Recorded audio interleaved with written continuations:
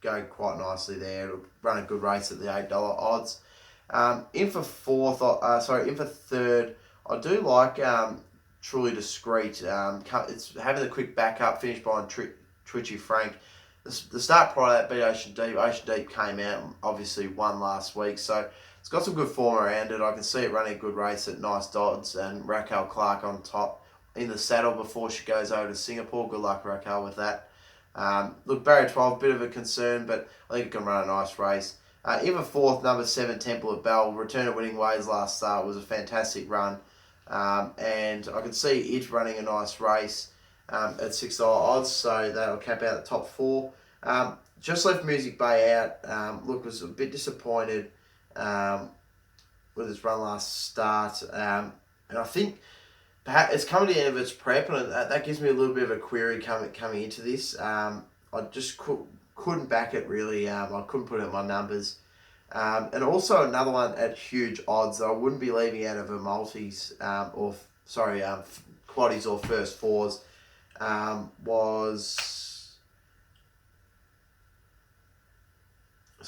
it was number 11 Seam Exceed. I think it's paying massive odds, $41. I thought it was actually not that bad buying Truly Discreet last start. And then before that was beat Dale Swint nicely at Sandown on the Lakeside track.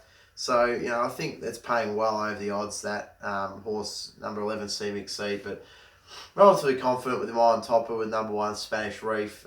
In for second, number 16, Tahitian Dance with the lightweight. In for third, number 5, Truly Discreet. And in for fourth, number 7, Temple of Bell. Race number 6 is the Schweppes Oaks 3-year-old fillies Group 1. This is a fantastic field, and this is one of the highlights of the LA card. Look, so much depth into it. I think number 1, Aristia, is going to be hard to beat, paying nice odds as well. I mean, it's just been around some great form races. You're looking at the likes of Finish Mine, Very Elegant, on a few occasions. Also, just finished by Oregon's Day at Flemington. So I think, and look, it ran okay on the heavy tracks. Obviously failed on the good track over 2,400 metres, but comes back to the 2,000 metres, which I think might be a better race for it. So I'm keen to put it on top of Aristia. I think she can bounce back. If for second, I do have number 4, Moret, who's massively over the odds. I thought it won quite well last start, was well backed at Morphettville, as I said, has the racetrack experience. Before that was only just beaten by Princess Jenny, who's a $3.10 favourite, and it ran wide with no cover that race. So at Moonee Valley, so I think I think it's massively over the odds at $16. Number 4, Moret. In for third, I do have number 3, Princess Jenny, who is just absolutely flying at the moment. I just think she's way too short for me. In for fourth, I do like number 9, Zalate. Look, just had no luck last start. It was a real horror show, was well backed. Went round as a favourite. I'm willing to forgive, give it one more chance over the 2,000 metres. Wider track, just got the real hope it can get out and really run home nicely. And really put an assault on these late. So I'm pretty confident with it. Another one I'm looking at odds, number 5, House of Cardi, is an interesting runner. Only was just beaten by 2 lengths by the Chosen One last start in the Frank Packer. Before that was beat Brilliant Mind nicely, then was beaten by Bahuda Kawa the start prior. Then you're looking before that, had a lot of Group 2 company form in New Zealand at Ellerslie and Phuket. So I think it could run a nice race. I think number 7, Amangiri, can run a good race. So I do think it's the real deal. It just hasn't proven it yet. So it ran a nice race 2 starts ago against it was just beaten late by Elitherus. Just a little bit of a query on Amangiri, but I definitely wouldn't be leaving it out of the multis. The quaddies or first fours. So just to recap the numbers. Number 1, Aristia on top. I think she can bounce back. Number 4, Moret, massively over the odds in for second. I will be having to play on both of them if it was me personally. Number 3, Princess Jenny in for third. And in for fourth, number 9, Zalate. Race number 7 is the second of the Group 1, the Tab Classic, over the 1,200 metres. I am quite keen on number 14, Thrill Stuff for me. This time gets Gets barrier 11 again, so gets that white barrier. But I thought that was a huge run last start at Caulfield. Came right from the back, stormed home late. Was really unlucky not to win. Was only just beaten. Second up stats are great, 2 from 2. I think it's just a great odds. Bottom of the weights, at $6. You can definitely do nicely there. I'm be very happy to take that. In for second, I do have number 8 Bella Martini, who I think is paying well over the odds at $21. Gets that inside barrier, might be able to just sit in behind the speed. Was disappointing in the Cornwall Classic, knocked up a bit there, but before that was racing quite nicely. I think it could possibly return to form here, and again paying nice odds.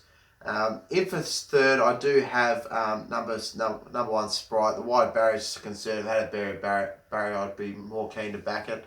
For me, I can see it returning to form off the back of its last start. Where it finished 7th, but only finished 2.8 lengths off the Flying White Moss, so it's not all that bad. Before that was only 0.8 length off Sunlight at Moonee Valley, so in the William Reid Stakes. And then the start prior to that was 0.2 length behind Winter Bride, so at Randwick in the Sapphires. No, sorry, that was the that was the Group 3 race. Sorry, I'm talking about the Sapphire Stakes was the one that White Moss won. So it's been in good company. I can see it running well. Just the wide barrier is a bit of a concern. In for fourth, I do think number 7 Divine Quality, who was well out of its depth, but in the Lightning Stakes was beaten massively by Sunlight. Before that, was beaten by Time in a Group 1. So it's been racing in top line sprint races this preparation. I think it can run much better here. Look, as a step up in class, but I think it can handle it once again. And I think just a bit of a query. I think it's been backed, and as we know, around that $20 odds, it can get the job done, as it has done at Flemington up the straight a few times. So just to recap the numbers, number 14, Thrillster on top. I'm very keen on it. It's one of the bets of the day for me. In for second, number 8, Bella Martini off that inside barrier. In for third, number 1, Sprite. And in for fourth, number 7, Divine Quality at a bit of odds. Race number 8 of the card. Look, I think Turbion will be hard to beat. So far, undefeated. Has got a lot of good form. It's had a bit of a spell, which is a little bit of a query, but I think it could be ready to go here back in Adelaide. Obviously, Phil Stokes training out of Pakenham now, but he was initially from there, so could see it running a nice race. In for second, I do have number 15 Tofane, who was extremely well backed and ran a brilliant debut win at Ballarat, which mapped really well. Closed off nicely behind Graceful Storm. If it jumps better this time, it's close to the lead. I could really see it giving this a shake and running well. In for third, I have number 7 Hummer Hummer. Look, it beat Behemoth, who's $4.80 last start. And I think it beat it pretty fair and square in my opinion. So I can see Hummer Hummer running well again. And I can see number 5 Behemoth running well. Just the wide barrier, a little bit of a concern. So just to recap the numbers.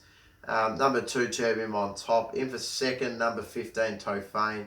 In for third, number 7 Hummer Hummer. In fourth, number 5 Behemoth.